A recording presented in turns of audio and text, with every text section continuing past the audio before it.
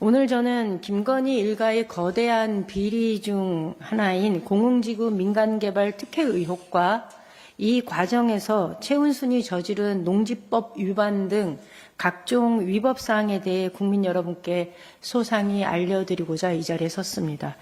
비록 윤석열이 파면됐지만 윤석열 임기 내에 이루어진 부실한 수사에 기반한 재판 과정을 우리 국민들은 잊지 말아야 할 것입니다. 공흥지구 민간개발 특혜 의혹의 핵심은 세 가지입니다. 첫째, 개발이 불가능해 보였던 땅에서 어떻게 아파트 개발이 일사천리로 이루어질 수 있었을까? 둘째, 개발 부담금이 어떻게 영원이 되었을까?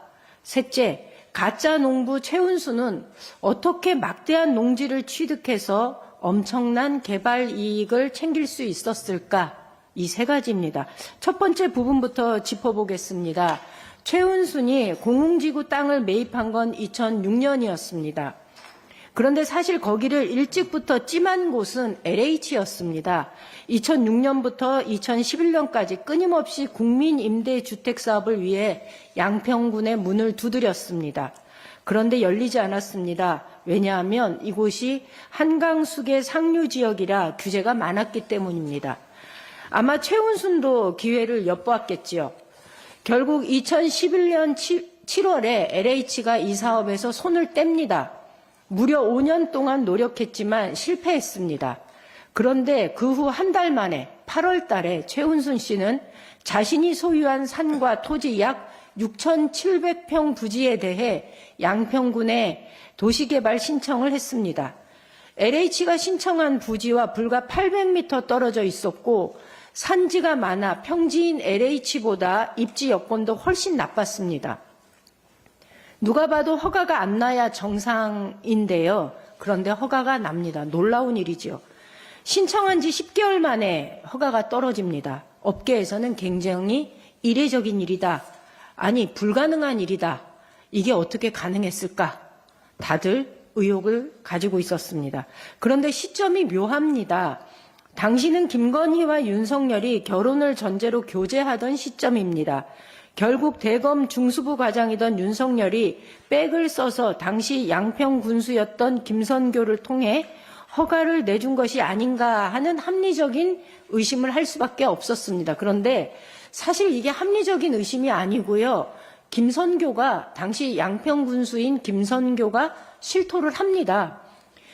요거는 제가 이 김선교의 이 방송, 그러니까 유튜브를 보고서 그대로 옮겨보겠습니다.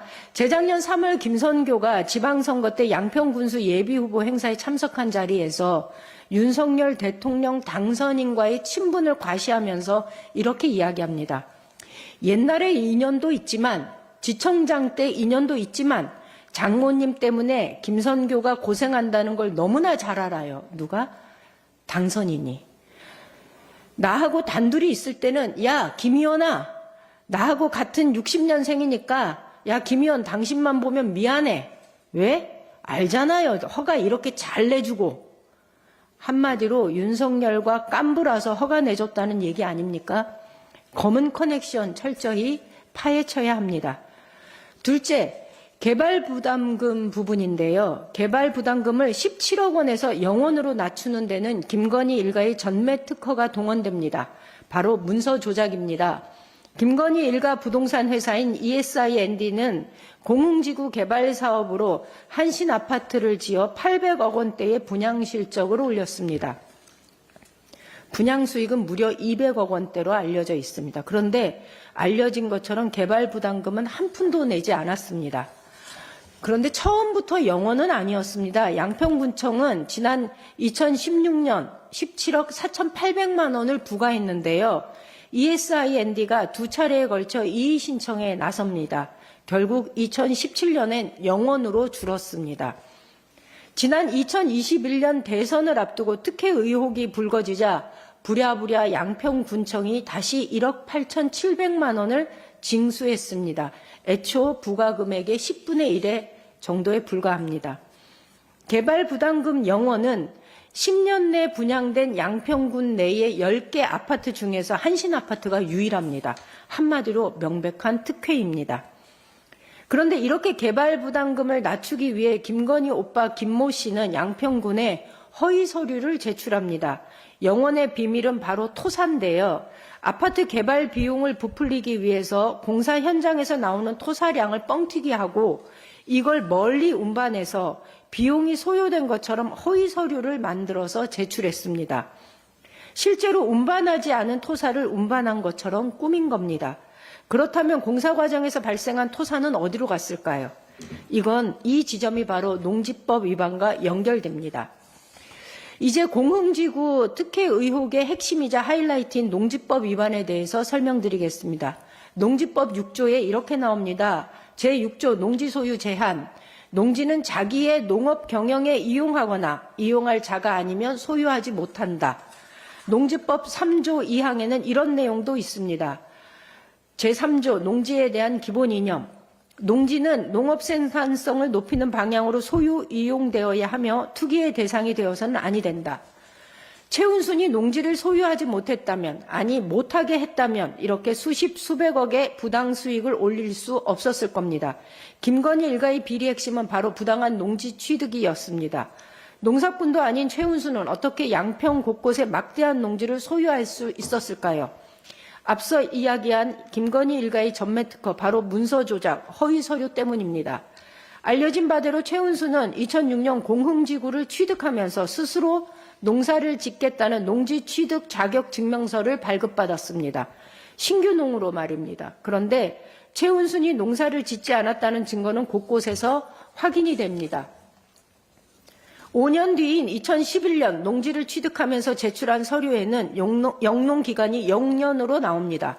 공흥지구 취득 후에 농사를 짓지 않았다고 실토를 한 셈입니다. 자료 화면에서 보여주고 있습니다. 사실 저희 의원실에서 며칠 전에 양평의 최은순의 농지에 다녀왔습니다. 바로 이 사진인데요. 뭔가 이상한 게 보이지 않습니까? 농지가 주변의 땅보다 1m가량 높이 솟아 있습니다. 어딘가에서 흙을 싣고 와서 농지를 돋운 겁니다. 저는 이 토사가 저 공흥지구 한신아파트 개발 과정에서 나온 토사 중 일부가 아닐까 하는 합리적인 의심을 합니다. 왜냐, 공사비를 빼돌려야 하는데 그 토사를 어딘가에는 처분해야 되지 않겠습니까?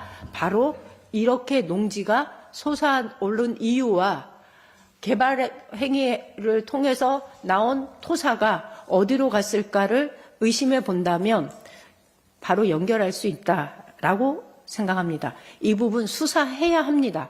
공사비를 과대하게 부풀린 것과도 연결되기 때문입니다.